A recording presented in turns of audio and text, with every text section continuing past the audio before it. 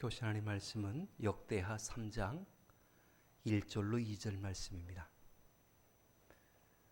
역대하 3장 1절로 2절 말씀입니다. 봉독해 드리겠습니다. 솔로몬이 예루살렘 모리아 산에 여호와의 전 건축하기를 시작하니 그곳은 전에 여호와께서 그의 아버지 다윗에게 나타나신 곳이요 여부스 사람 오르날의 타작마당에 다윗이 정한 곳이라. 솔로몬이 왕위에 오른 지 넷째 해 둘째 날 건축을 시작하였더라. 아멘. 자, 부모의 믿음이 자녀에게 이어지고 부모의 소망이 자녀의 소망이 되어서 마침내 성취되는 모습은 우리 모든 믿는 성도들의 아마 바람이 아닐까 싶습니다. 오늘 본문은 아버지 다윗의 소원이 아들 솔로몬에 의하여서 성취되는 감격의 장면이 기록되어 있습니다. 다윗은 하나님의 성전 건축을 간절히 소망하였지만 하나님께서 허락지 아니하셨고 그래서 결국 이루지 못하였습니다. 그러나 아들 솔로몬에 의하여서 성전 건축이 시작되게 되었지요. 그런데 특이한 사실은 예루살렘 성전이 건축된 그 자리가 예사롭지 않습니다.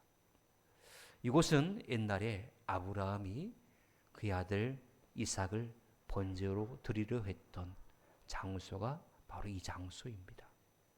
또한 다윗이 교만하여서 하나님 앞에 범죄함으로 3일 온역이 이스라엘 온 전체를 뒤엎음으로 말미암아 이 7만 명이라는 숫자가 한꺼번에 죽어버렸는데 그때 다윗이 회개하고 제단을 쌓은 곳 그곳이 바로 오르날의 타작마당인데 오늘 하나님의 성전이 세워지는 장소가 바로 이 장소입니다.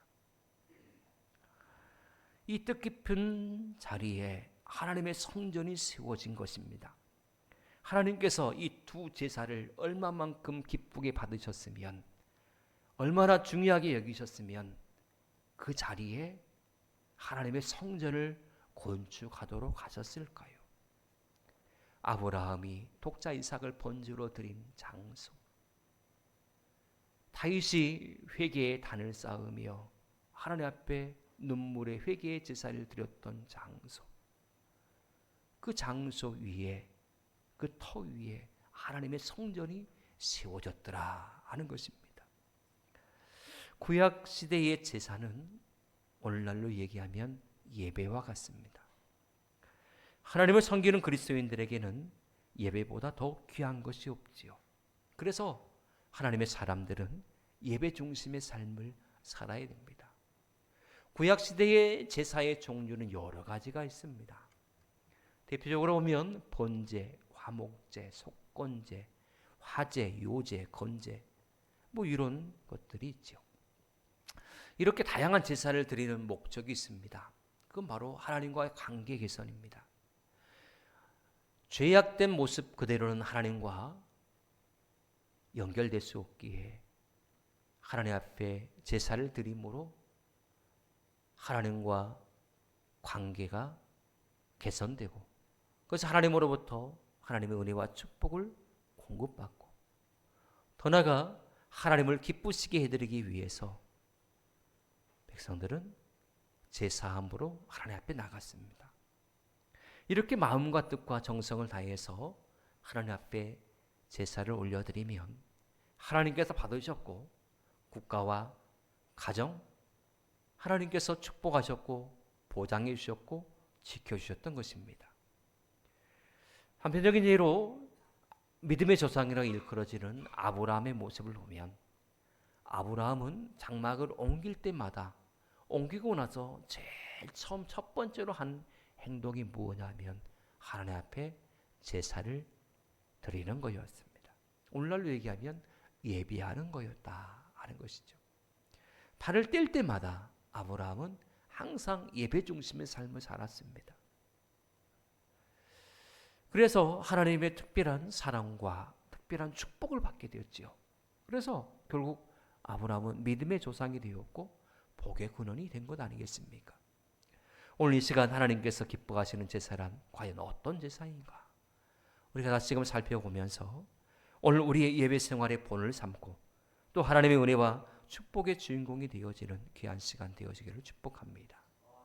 먼저는 하나님께서는 믿음의 제사를 기쁘게 받으십니다. 믿음의 제사. 히브리서 11장 4절에 보면 이렇게 말씀을 합니다.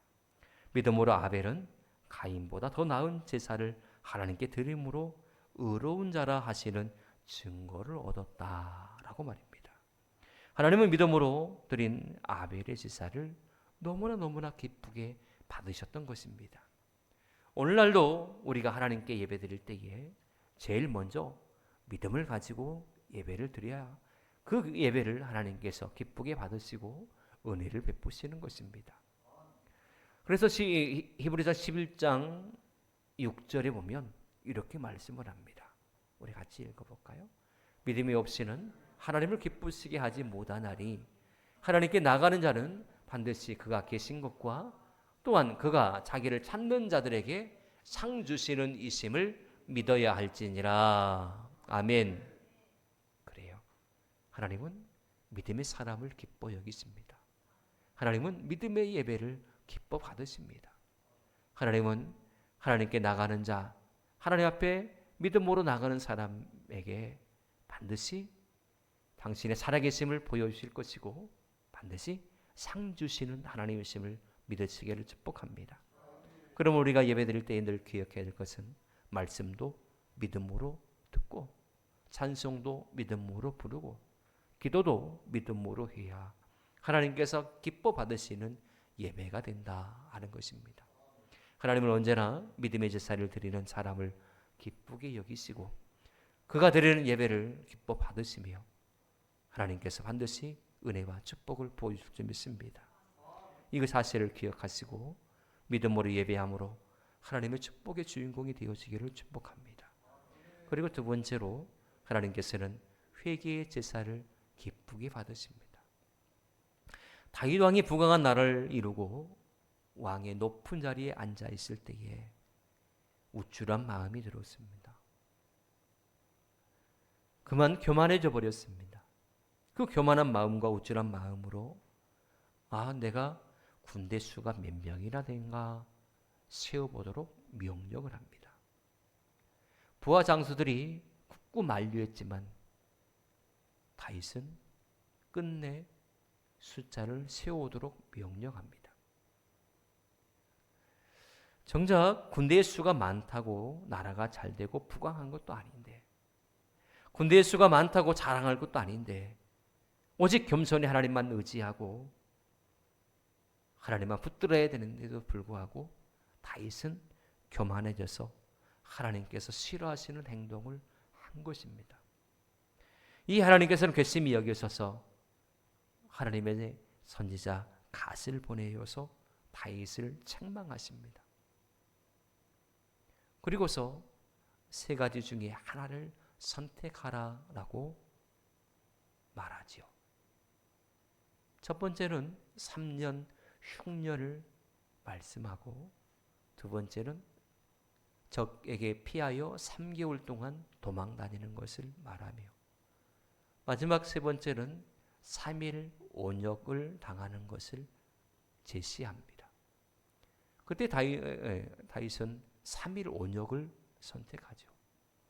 그때에 그날 이후부터 3일 동안 이스라엘 온 전역에 온역이 발생하여서 무려 7만 명이나 되는 사람들이 죽임을 당했습니다. 왕 한 사람, 다윗 한 사람, 그가 교만함으로 말미암아 죄 없는 백성들 7만 명이 죽임을 당했더라 하는 것입니다. 결국 이 모습을 지켜본 다윗은 가슴에 찢어질 듯 아팠습니다. 내가 직접 백성들을 죽이지 않았어도 나로 인하여서 백성들이 죽임을 당했지 않습니까? 시름시름 앓다가 고통 가운데 죽어가는 백성들의 모습을 보면서 다윗은 너무나 찢어질 듯 가슴이 아팠고 하염없이 눈물만 흘러나왔습니다. 그 모습을 보면서 다윗은 깨달았습니다. 군대의 수가 아무리 많아도 하나님께서 함께 하시지 아니하면 아무 소용이 없다는 것을 다윗은 뼈저리게 깨닫게 된 것입니다. 이에 다윗은 장로들과 더불어 굵은 베옷을 입고 얼굴을 땅에 대고 회개하면서 오늘날의 타작마당에서 눈물의 회개의 제사를 하나님 앞에 올려드렸습니다. 그때 하나님께서는 분노의 마음을 가라앉히시고 모든 재앙을 거두시셨죠. 여러분, 하나님은 바로 이런 분이십니다. 애통하며 회개하는 자를 긍휼히 여기시고 그 영혼을 소생시키시는 분, 다시 회복시켜 주시는 분, 그분이 바로 우리 아버지십니다. 그러므로 하나님께 예배 드리러 나올 때에 가장 먼저 겸손히 하나님 앞에 회개의 단을 쌓으시기를 축복합니다. 회개야말로 하나님과의 관계 개선의 첫 번째 문입니다. 하나님은 가슴을 치며 애통하며 회개하는 자의 그 마음을 위로하시고 위로해 주십니다. 하나님은 그의 기도를 들어 응답하여 주십니다. 그의 찬송을 받으시고 그의 예배를 기뻐 받으시는 것입니다. 한 주일 지내는 동안에 지은 죄에 다시금 회개하고 자복하면서 예배드려야 하나님께서 기뻐 받으시는 것이죠. 긍휼의 은혜를 얻기 위해서 날마다 은혜의 보좌 앞에 믿음으로 회개함으로 나가시기를 축복합니다. 그래서 회복의 은혜를 누리는 우리 모든 성도님들 되어지기를 축복합니다. 그리고 마지막으로 하나님은 희생의 제사를 기쁘게 받으십니다. 아브라함이 하나님의 지시를 받고 100세나 되어 얻은 아들 독자 이삭을 아낌없이 희생하여서 제사를 드렸던 곳, 그곳이 바로 모리아 산입니다. 하나님은 바로 그 장소에 당신의 성전을 세우라라고 지정해 주셨습니다. 하나님께서 얼마나 그 희생의 제사를 감격스럽게 받으셨으면 그 장소에 성전을 지으라라고 명령하셨을까요? 아브라함이 그곳에서 드린 제사의 모습은 가장 귀한 것, 가장 내게 있어서 가장 필요한 것, 그것을 제사의 제물로서 드렸던 것입니다. 이것을 하나님께서 기쁘게 받으셨고 결국 축복하시고 그를 믿음의 조상이 되게 하신 것이죠. 여러분, 올바른 제사를 드리기까지, 올바른 예배를 드리기까지 우리에게 필요한 것이 무엇이냐? 물론 믿음도 필요하지만 더 나아가 희생이 필요합니다. 희생이 없는 제사는 없거든요. 구약시대에 제사 드리면서 빈손으로 나가는 사람은 아무도 없었습니다. 제사에 필요한 제물을 반드시 가지고 갔습니다. 우리가 하나님 앞에 예배 드릴 때에 물론 우리가 헌신의 증표로서 예물을 준비하여서 하나님 앞에 올려드립니다. 그러나 하나님의 예물 드리라 라고 먼저 그렇게 말씀하는 게 아니라 하나님은 우리의 예물을 보고서 우리를 평가하신 게 아니라 우리의 마음을 보시거든요. 마음을. 사람들은 저 사람이 헌금 얼마 있네 그거 가지고 평가하지만 하나님은 그거 가지고 평가하지 않아요. 그 마음을 보십니다. 마음을. 하나님 앞에 예배할 때마다 여러분 헌신의 마음을 하나님 앞에 올려드리시기를 축복합니다. 곳곳마다 우리가 헌신해야 될 곳이 너무나 많습니다. 우리 권사님들 보면 아침에 일찍 나오셔서 식사 준비하시고 또 교회 청소하시고 또 뭔가 쓰레기가 있으면 주우시고 또 창문 틈까지 다 청소하시는 모습을 보면 참 하나님께서 얼마나 기쁘게 여기실까 생각이 되어져요. 하나님은 그런 헌신을 기쁘게 받으십니다. 나는 돈이 없어서 헌금 못해. 못 하셔도 돼요. 괜찮아요. 괜찮아. 하나님이 헌금 안 했다고 뭐라 할 사람 아니에요. 뭐라 하실 분이 아니에요. 하나님은 여러분들의 헌신을 기쁘게 받으십니다. 믿습니까? 그러므로 손이 움직이는 한 손으로 주의 일들을 감당하시기를 축복합니다. 다리가 움직이는 한 주의 전에 나와 하나님 앞에 예배함으로 하나님을 기쁘시게 되시기를 축복합니다. 여러분들의 입술이 벌려지는 한, 말이 나오는 한 하나님 앞에서 중보 기도자로서의 끝까지 그 사명을 감당해 내시기를 축복합니다. 하나님은 그런 것들을 눈여겨보시고 계셨다가 마지막 때에 저 하나님의 나라에서 여러분들에게 나는 아무것도 한 것이 없습니다라고 여러분들 스스로 그렇게 말할지라도 너 이 땅에 살면서 이렇게 헌신하고 충성한 거 내가 다 기억한다라고 분명히 말씀하여 주실 것입니다. 사람들의 눈치 보지 마시고 하나님 앞에서 여러분들의 마음을 뜨겁게 그대로 내어드리시기를 축복합니다. 시간도 희생하시고 물질도 희생하시고 또 세상의 즐거움을 배설물로 여기는 그런 아름다운 희생의 모습이 예배하는 사람에게는 반드시 필요한 것이지요.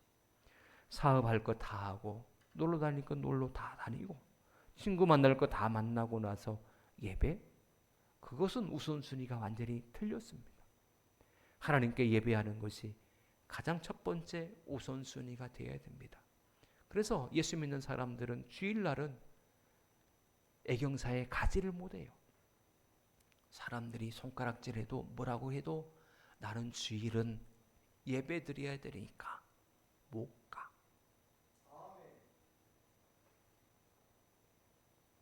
주일날 어떤 애경사를 잡으면 나보고 오지 말란 소리로 나는 알고 그냥 봉투만 할 거야. 여러분 그런 삶을 살고 계시죠?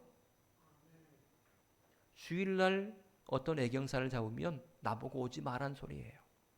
안 가야 돼요. 안 가야 돼. 주일날 우리에게 최우선순위는 무엇입니까? 하나님께 예배 드리는 것입니다. 믿습니까?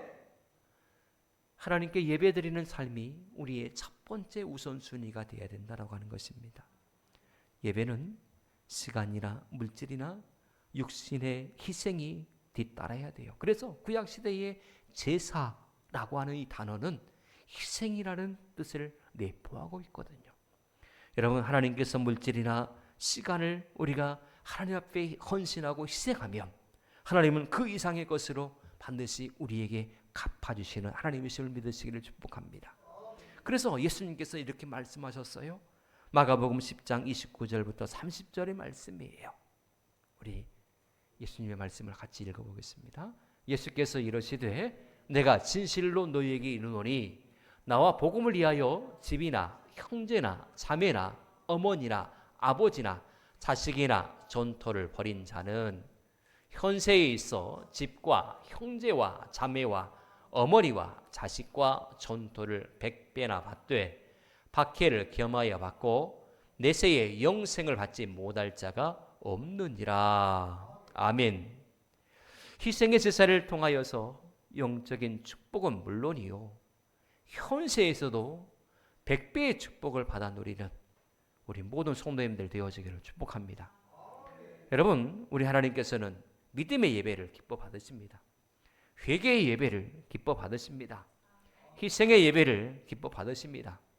이 사실을 다시 한번 깨달으시고 하나님을 기쁘시게 하는 또 하나님께서 받으시는 예배를 통하여서 복된 삶의 주인공이 되어지기를 주님의 이름으로 간절히 축복합니다. 기도하겠습니다. 하나님 감사합니다. 우리가 하나님 앞에 참다운 예배자로 서기를 원합니다. 신령과 진정으로 예배한 자를 찾으시는 하나님 앞에서 하나님께서 기뻐하시는 예배를 통하여서 하나님의 은혜와 축복의 주인공이 되어지기를 원합니다. 무엇보다 하나님 앞에 온 마음을 다하여서 예배할 때에 하나님 우리에게 영적인 축복은 물론이요 현세에서도 100배의 축복을 받는 귀한 은혜를 허락하여 주시옵소서.